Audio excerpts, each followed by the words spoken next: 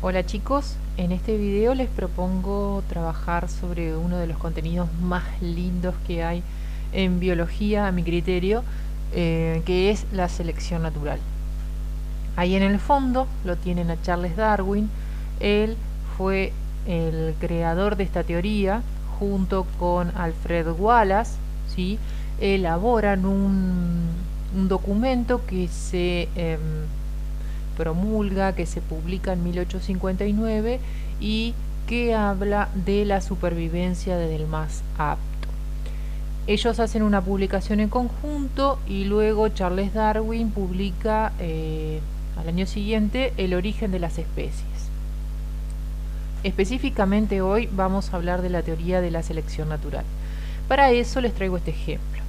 Este es un chinchero, es un ave, es un furnárido que vive en nuestra zona, bastante bullanguero, es decir, hace bastante bullicio.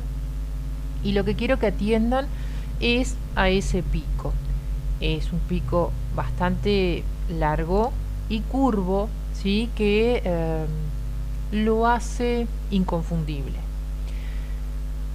Sabemos que en la población ancestral de chincheros tenían el pico corto, como ven en la imagen que está a la izquierda. Entonces la pregunta es, ¿cómo llegó el chinchero a tener un pico tan largo y curvo que le resulta tan útil para alimentarse? ¿Por qué? ¿Qué es lo que sucede? Este chinchero se prende con sus patas en la corteza de los árboles y con ese pico escarba y puede sacar los pedazos de corteza que están secos y comer las larvas, come bichitos, arañas que existen debajo de la corteza, incluso en algunos huecos. Mete ese pico y con una lengua larga y pegajosa se los adhiere y así es como se alimenta. Pero la pregunta es, ¿cómo llegó el chinchero a tener ese pico?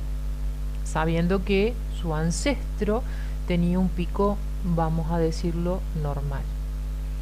Entonces, ¿qué es lo que propone la teoría de selección natural? Esta es una población ancestral de chincheros y como ustedes ven hay una cierta variabilidad. Es decir, hay chincheros, ¿sí?, que tienen el pico corto, pero como en toda población hay individuos con características que varían, también vamos a encontrar algún chinchero con el pico un poquito más largo. Así como en la población de caballos vemos caballos más altos, más fuertes. En la población de humanos vemos humanos más altos, de una estatura normal, de una estatura más baja y demás. Eso es la variabilidad dentro de una población. Individuos que son de la misma especie pero presentan diferencias. Entonces, en una población ancestral de chincheros vivían algunos de ellos con el pico corto en su mayoría y por alguna cuestión, mutación y demás, aparecen chincheros con el pico largo. Estos chincheros van a tener que alimentarse. Entonces, ¿sí?, esa característica del pico largo, supongamos que hay algún cambio en el ambiente, tal vez la corteza de los árboles se seca un poco más, tal vez se reduce la alimentación libre, es decir, los bichitos que andan sueltos y hay que alimentarse de los que están bajo la corteza. Bien, los chincheros que tienen ese pico más largo se van a ver beneficiados, es decir, por las características que portan van a tener algún tipo de beneficio. Entonces se van a poder alimentar. Si se pueden alimentar, van a poder reproducirse. ¿Y qué es lo que va a suceder?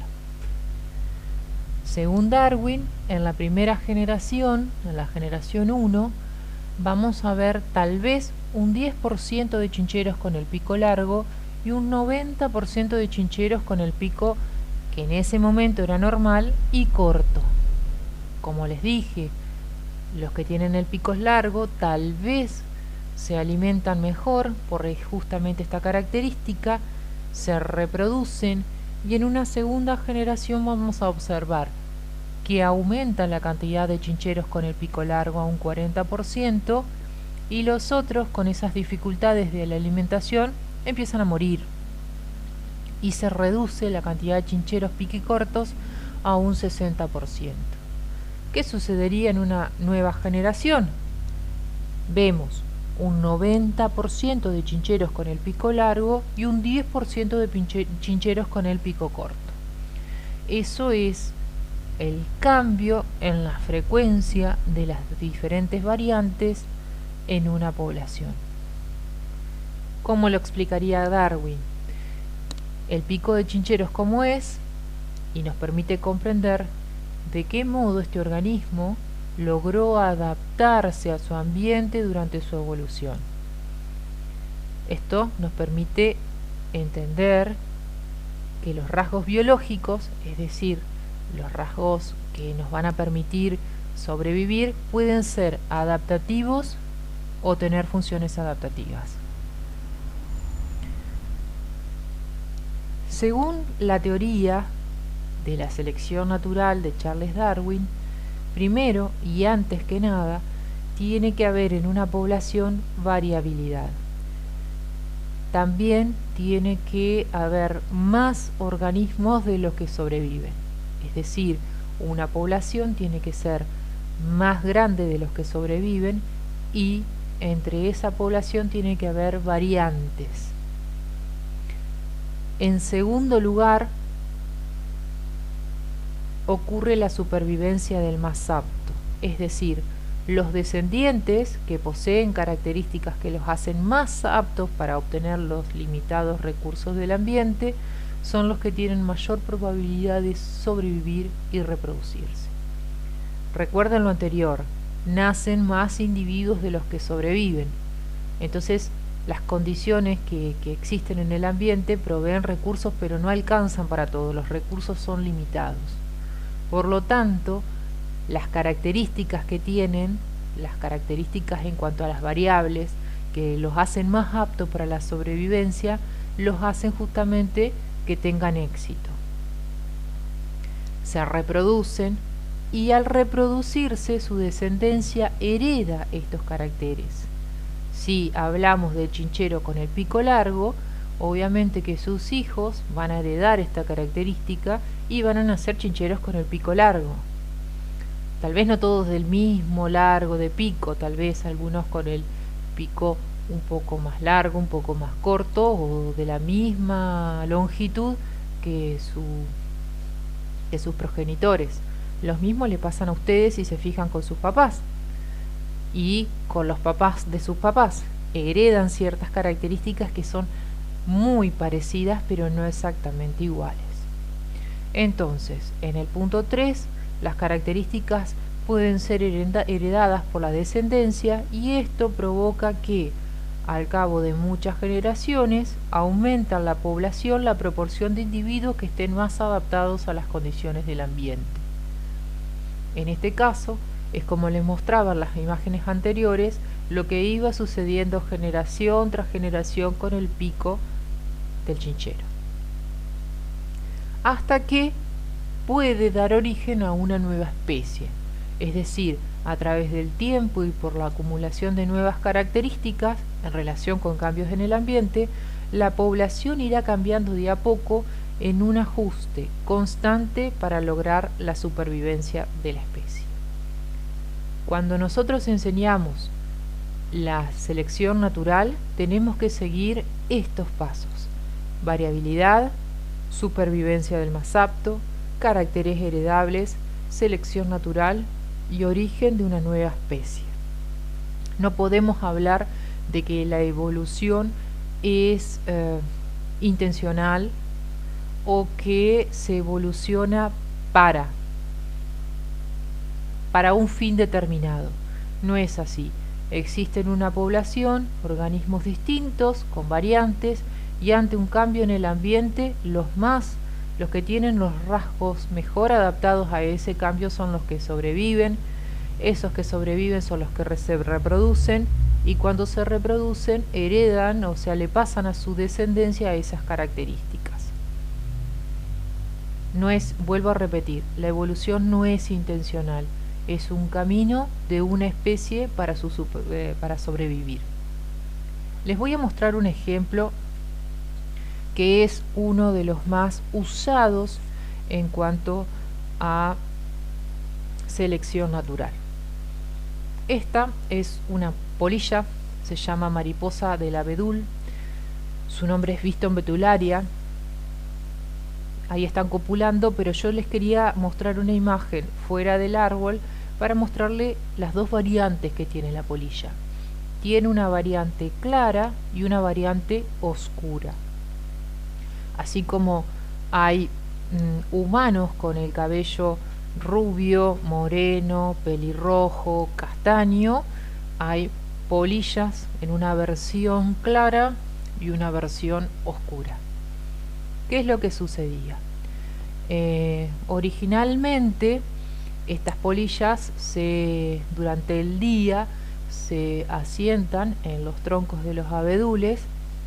Estamos hablando de una región en Inglaterra, y se confunden, si ustedes se fijan, están las dos versiones, las dos variantes. La oscura la ven a la izquierda muy claramente sobre el tronco del abedul, queda muy expuesta, y la versión clara de la polilla está aquí, que se la estoy señalando. Como verán, queda perfectamente camuflada con un entorno no vivo. Los abedules tienen estas líquenes que lo cubren y que justamente le proporcionan el mejor modo de camuflarse a la versión clara. La versión oscura no se detectó hasta 1810, 1811, porque era muy difícil de encontrarlo. ¿Por qué? Porque las aves durante el día se alimentaban, quedaba tan expuestas que se alimentaban de ella y no se las podía observar con frecuencia. Pero ¿qué ocurrió? Viene la revolución industrial, las fábricas usaban para quemar hulla, había demasiado hollín en lo que es el aire. Este hollín empieza a adherirse a los troncos de los árboles y estos líquenes que estaban allí empiezan a morir. Entonces, ¿qué es lo que sucede? Hacia 1890, 1895, los troncos quedan así, como se ve en esta imagen. Acá sobre la derecha se puede ver algunos líquenes todavía. Entonces, ¿qué es lo que sucedió? La variante oscura queda mejor camuflada, ¿sí? Queda su característica, ¿sí? Oscura le permite camuflarse con el entorno, pasar desapercibida, y la versión clara queda mucho más expuesta a la depredación de las aves. Por lo tanto, empieza a desaparecer la versión clara de la mariposa del abedul. Hacia el año 1890, 1895, ya no se encontraba casi la versión clara. En un 98% se veía la variante oscura de esta mariposa. Luego se empieza a controlar las emisiones de hollín y volvemos al promedio anterior. Se ven más versiones claras que la variante oscura. Y acá le dejo otros ejemplos de lo que es camuflaje, mimetismo y adaptación. Esto que ven aquí, acá arriba a la izquierda ven el bicho hoja, acá está el bicho palo, esta mariposa que se ve sobre esas hojas secas y un camaleón. ¿Cómo llegaron a tener estas características tan inusuales, ¿no? De parecerse tanto que incluso parece tener en su dibujo las nervaduras de una hoja, o asemejarse a un palito seco o a las hojas secas. No es que voluntariamente el animal fue en esa dirección. Evidentemente había una población ancestral de mariposas, tal vez marrones, las que nacían con las alas, sí, por alguna mutación o por alguna variante en la población, la que nacía con algunas manchitas o que con los bordes así como desgastados, evidentemente tenían más éxito, ¿sí? A su vez, las que nacían ya con esas características más marcadas, tipo nervadura de hoja, seguramente también tenían mucho más éxito, y son esas las que lograban sobrevivir, las que lograban reproducirse, y así fue dándose el cambio en una población. De igual manera el bicho palo o el bicho hoja o el camaleón, ¿sí? Hay variantes dentro de una población por la competencia, por el alimento, por los recursos. Las variantes mejor adaptadas son las que sobreviven y son las que se reproducen, y así se origina la descendencia con esas características, ¿sí? Sigo haciendo hincapié, la evolución no tiene un sentido, no tiene una intencionalidad, sino que sobrevive el más apto para esas características. La teoría evolutiva, esta teoría de la selección natural, es la que usamos hoy en día, es la que tiene vigencia. Con el paso del tiempo va a recibir aportes de genética y de otras disciplinas más, de otras ramas más de la biología, y hoy podemos afirmar que la eficacia biológica, la adaptación, están relacionadas. Es decir, los genotipos, la genética que portamos nosotros, por ser justamente organismos diploides, que reducimos nuestra información genética a la mitad y que se combina con otra mitad, y eso provoca una gran variabilidad dentro de nuestra especie y cualquier otra, presentan una alta eficacia biológica y ventajas adaptativas a los portadores. Un organismo no es que lo evoluciona con sus rasgos en forma intencional, sino que va a cambiar en función del ambiente en el que se encuentra. Va a cambiar en función de la genética y las adaptaciones que pueda llegar a desprenderse, ¿sí?, de lo que es la selección natural. Por último, les dejo esta frase, la pueden encontrar en cualquiera de nuestros libros: nada tiene sentido en biología si no es a la luz de la evolución.